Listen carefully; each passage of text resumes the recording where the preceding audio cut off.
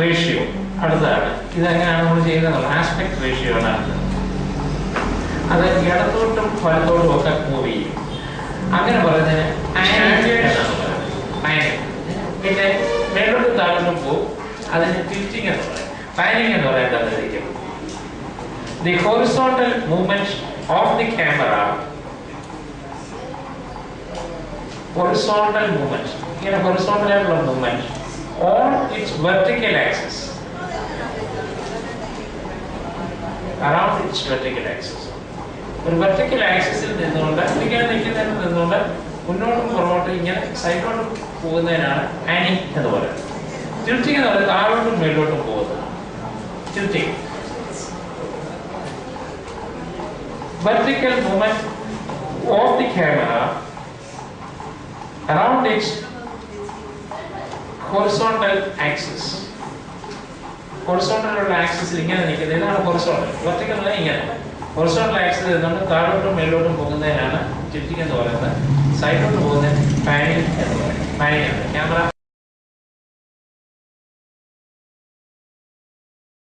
Tilt down. ഓർത്തോണം ഇതല്ലേ കേട്ടോ. ഏതെങ്കിലും ആൾക്കാർ പറയുന്നുണ്ട് ഇതിന്റെ ഓർത്ത്. അടുത്ത ട്രാക്ക് ഷോട്ട്. ട്രാക്ക് ഷോട്ട് ഉണ്ട്. ഒരു ട്രാക്ക് ഇട്ടിട്ട് പോകുന്നെടുക്കുന്ന ഷോട്ടാണ്. കണ്ടിട്ടുണ്ടോ അതിനൊക്കെ? Track shot. In short,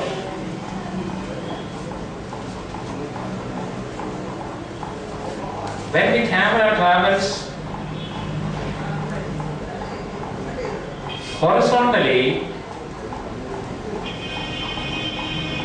on a dolly, ഒരു വണ്ടിയെ ക്യാമറ വെച്ചിട്ട് നേരെ തള്ളി കൊണ്ടുപോകുന്ന രീതിക്കാണ് ട്രാക്ക് ഷോട്ട് എന്ന് പറയുന്നത്. ഇനി ക്രെയിൻ ഷോട്ട് എന്ന് പറയുന്നത് അതുപോലെ a high angle shot, made in the angle high angle shot obtained with the camera mounted on a hydraulic arm. In crane or a crane. Camera വന്നിട്ടുണ്ട്.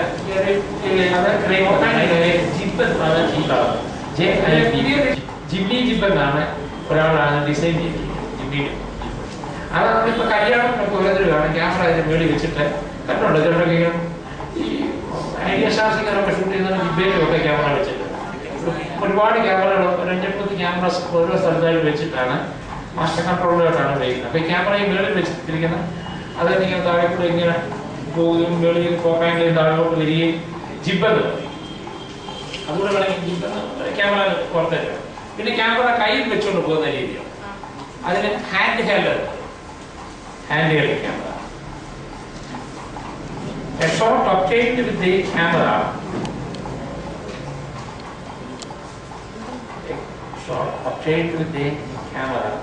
held by its operator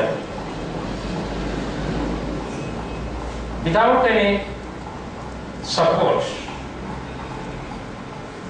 ഇതൊക്കെ യുദ്ധകാലത്ത് cinema പറയത്തെ എന്നൊക്കെ പറഞ്ഞ സമയത്തൊക്കെ നമ്മൾ എടുക്കുന്നതാണ്. Camera കൈ വെച്ചോണ്ടാണ് shoot ചെയ്യും. ഇപ്പൊ അതിനൊരു ഇതുണ്ട്, ഈ സ്റ്റഡി ക്യാം എന്ന് പറയുന്ന സംഭവം.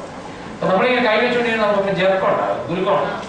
അപ്പൊ ഈ കുലുക്കം ഒഴിവാക്കാനായിട്ട് സ്റ്റഡി ക്യാം എന്ന് പറയുന്നത് ഷോക്ക് അബ്സോർബർ പോലൊരു സാധനം അതിങ്ങനെ മേത്ത് ഫിറ്റ് ചെയ്തിട്ട് ക്യാമറ ഇങ്ങനെ വെച്ച് കഴിഞ്ഞാൽ കുലുക്കം ഉണ്ടാകുകയും സ്മൂത്തായിട്ടൊക്കെ പോകണം.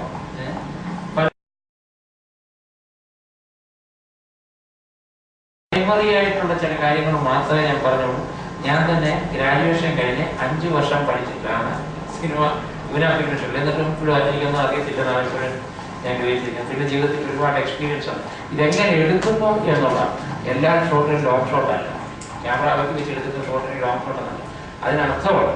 നമ്മളെ ഇന്റർനെറ്റിലോടൊക്കെ കയറി കഴിഞ്ഞാൽ ഓരോന്നിനും അർത്ഥം ഇങ്ങനെ പറഞ്ഞേക്കാം. അത് ഭൗതികമായ അർത്ഥമാണ്. ഈ അടുത്തിടെ ഒരു സംഭവം ഉണ്ടായിരുന്നു. അത് ഒരാളിങ്ങനെ എപ്പിക്കിനെ പറ്റി ഞങ്ങളെ കുട്ടികൾക്ക് അസൈൻമെന്റ് ഒക്കെ കൊടുത്തപ്പോൾ ലോങ് പോയം സ്റ്റോറി എന്നൊക്കെ പറഞ്ഞ് ഒക്കെ എഴുതി. എപ്പിക് എന്ന് പറഞ്ഞു കഴിഞ്ഞാൽ അതല്ല, ധർമാർത്ഥകാമ മോക്ഷാണ് ഉപദേശ സമന്വിതം പൂർവവൃത്തം കഥായുക്തം ഇതിഹാസം പ്രചക്ഷത എന്ന് പറയുന്നതാണ്. അതിനകത്ത് ഒരു കഥ ഇങ്ങനെ കവിതയും പറയുന്നത് നിങ്ങളെത്തേക്കാൾ പറയുന്നതല്ല. അതിനൊക്കെ വേറെ ചില നിയമങ്ങളുണ്ട്. എന്ന് പറയുന്നതിൽ ഒരു ക്യാമറ വെച്ചിട്ട് ലോങ് ഷോട്ടിലുകൊണ്ട് മാത്രം ലോങ് ഷോട്ട് ആണെന്നില്ല. അതിനകത്ത് ഉള്ള കണ്ടന്റ് എന്താണ്, അതിന്റെ പ്രസക്തി എന്താണ് അതിൻ്റെ ബന്ധം എന്താണ്, ഇങ്ങനെയൊക്കെ മനസ്സിലാക്കിയിട്ട് വേണം നമ്മൾ സിനിമ എടുക്കാനായിട്ട്. ഗ്രഹിക്കാൻ ഞാൻ ഇത്തരം ചെറിയ ചെറിയ കാര്യങ്ങൾ പറഞ്ഞ് കുറേയെങ്കിലും നിങ്ങൾക്ക് എന്തെങ്കിലുമൊക്കെ മനസ്സിലായിട്ടുണ്ട് എന്നുണ്ടെങ്കിൽ എനിക്ക് വളരെ ചേർന്നിട്ടുണ്ട്. ഇങ്ങനൊരു അവസരം ഉണ്ടാക്കി തന്ന എൻ്റെ സംഘാടകരോട് എല്ലാവരോടുമുള്ള നന്ദി അറിയിച്ചുകൊണ്ട് എൻ്റെ വാക്കുകൾ പ്രഖ്യാപിക്കുകയാണ്. Best film Sachin Angadikkal.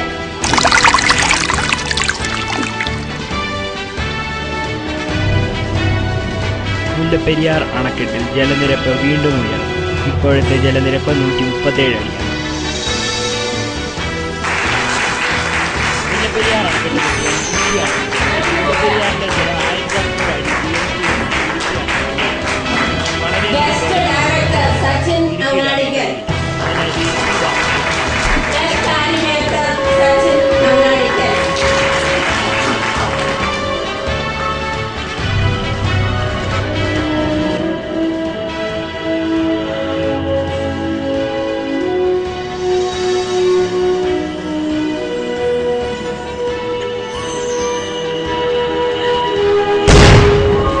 അയ്യോ,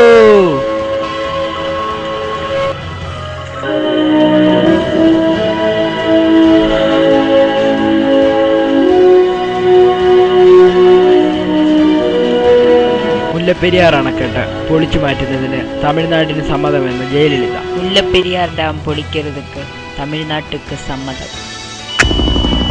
തമിഴ്നാട്ടുക്ക് തണ്ണി, കേരളത്തിന് സുരക്ഷ. Best sound design Sreekuttan.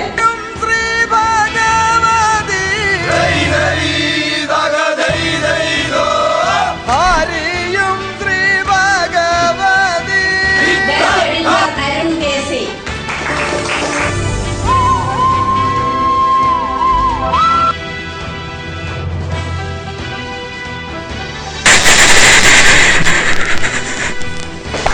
Best concept Yadu Shekhar and Alvin P Anil.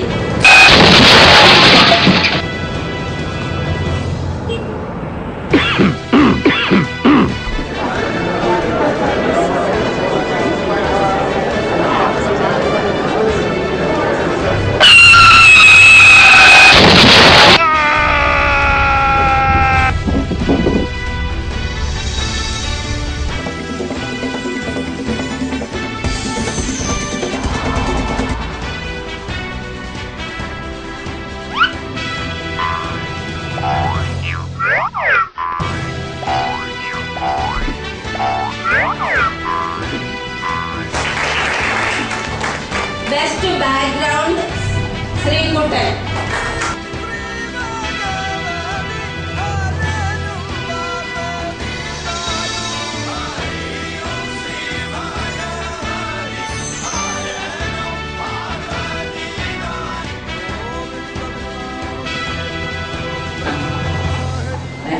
ഈ അവസരത്തിൽ ഞങ്ങൾ അന്വേഷണം ലഭിച്ച സുരേഷ് സാറിനും പിന്നെ ഞങ്ങൾ അവിടെ എത്തിച്ച സാബു സാറിനും പിന്നെ ഞങ്ങളുടെ സ്കൂളിലെ ശിവ സാറിനും